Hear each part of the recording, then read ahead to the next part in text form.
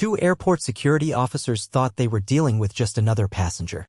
They didn't realize the woman they were confronting was the highest-ranking black woman in federal law enforcement and that the entire country was about to watch their mistake unfold. Her heels tapped evenly across the polished floor of Reagan National Airport, echoing with a rhythm that suggested discipline and purpose. No entourage. No grand entrance. Just Dr. Alana Travers, 53 years old, newly confirmed director of the Federal Bureau of Investigation. She moved with the grace and command of someone who had long since mastered the art of being underestimated. It was 9:38 p.m. The Washington, D.C. air was thick with early summer humidity. Even inside the air-conditioned terminal, the day's heat clung like residue. Alana had just landed from Seattle, a cross-country red-eye packed with briefings, encrypted emails, and stale coffee. She wanted nothing more than to meet her driver, take a long shower, and maybe get 4 hours of sleep before another round of briefings the next morning. She walked briskly, not hurriedly. Her slate-gray pantsuit was crisp and practical, designed for authority, not attention. Her shoulder-length hair was pulled back neatly. In her left hand was a briefcase she never let out of her sight. Inside were documents so classified most of the nation didn't even know they existed. As she passed Gate 37, she noticed two uniformed officers near a service kiosk. Both white males, mid-30s. She didn't make eye contact. She didn't slow down. But she saw the subtle nudge. The glance. The nod. She didn't break stride. Years of experience had taught her the difference between curiosity and suspicion. She heard the approach before she felt it. "Excuse me, ma'am," one called. "You traveling alone tonight?" She stopped. Turned. "Yes." "Can we ask where you're headed?"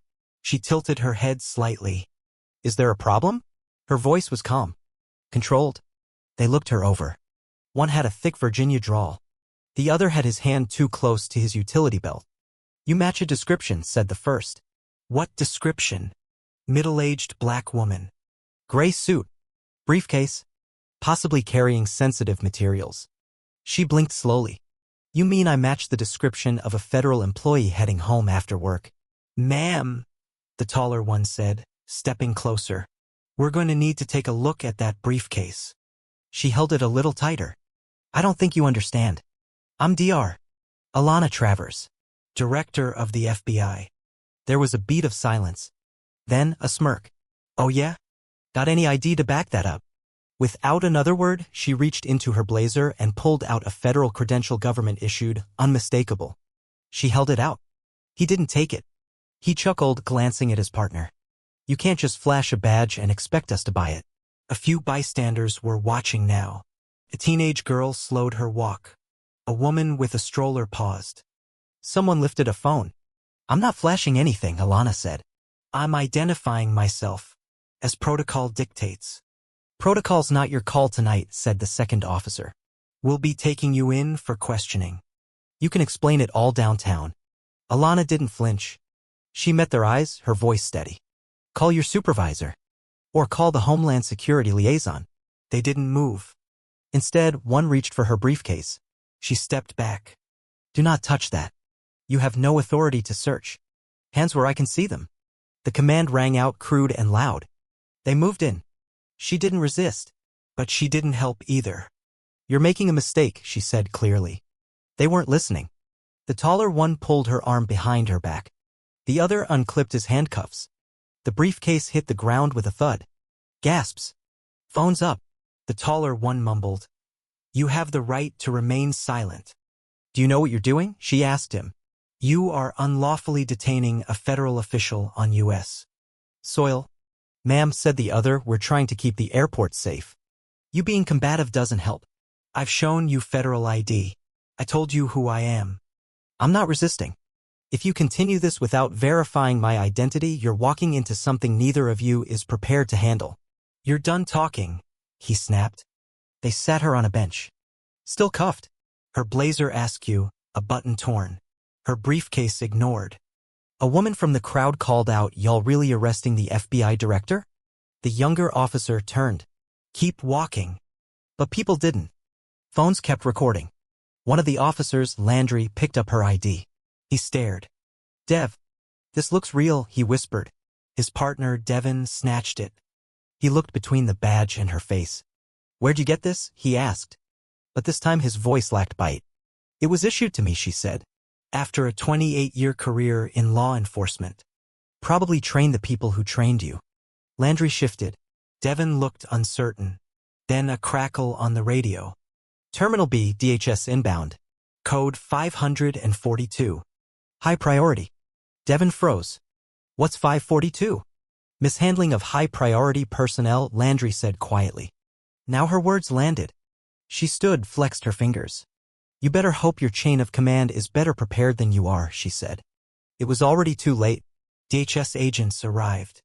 Fast. Suits, earpieces, badges.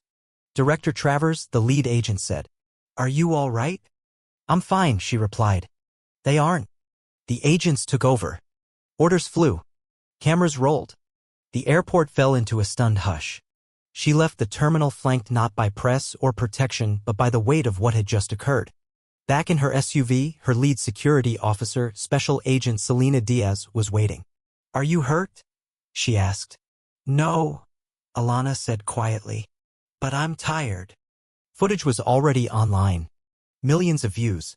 3 different angles. "Internal Affairs has quarantined the officers," Diaz said. Alana shook her head.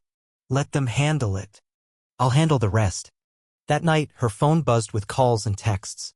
But one message from a retired judge stood out. "My grandson says you're the first public official he's ever respected. He's 13. Thought you should know." She exhaled. Finally, the next morning, she stood behind the podium in the FBI press room. The seal gleamed behind her. "Let's not waste time," she began. "You saw the footage. I was detained, handcuffed, and accused of impersonating a federal official." She paused. "This is not the first time something like this has happened to me. It may not be the last. But what matters isn't just that it happened to me, it's how often it still happens to so many others." Her voice was measured. "I don't want apologies. I want change.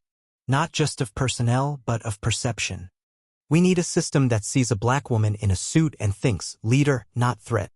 Later that day, in a private conference room, she met Devin and Landry face to face. No cameras. No microphones. Just her, them, and the truth. She laid down 3 photographs. "This is me at 30. My first day at Quantico. This is my first arrest.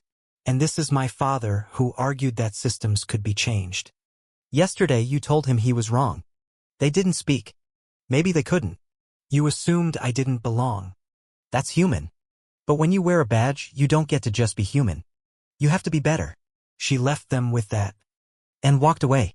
She returned to work. Declined interviews. Didn't chase headlines. But something had shifted. By the end of the month, a new federal training initiative was underway, one she personally designed. And one letter arrived in her office, handwritten. "I'm a retired officer. I always thought racism was someone else's sin. I realize now it lived in me. Thank you for showing me that. I'm going to spend the rest of my life becoming the man I thought I already was." She kept it in her desk drawer. At night, long after the building emptied, she would sit at her desk, light glowing. Sometimes she'd look at the photo from Quantico. Remember what her mother said? "You really kicked the door down." And she had. At 11:18 p.m. she finally stood, put on her blazer, locked her office. The elevator doors closed around her. Director of the FBI. And no one could ever take that from her again.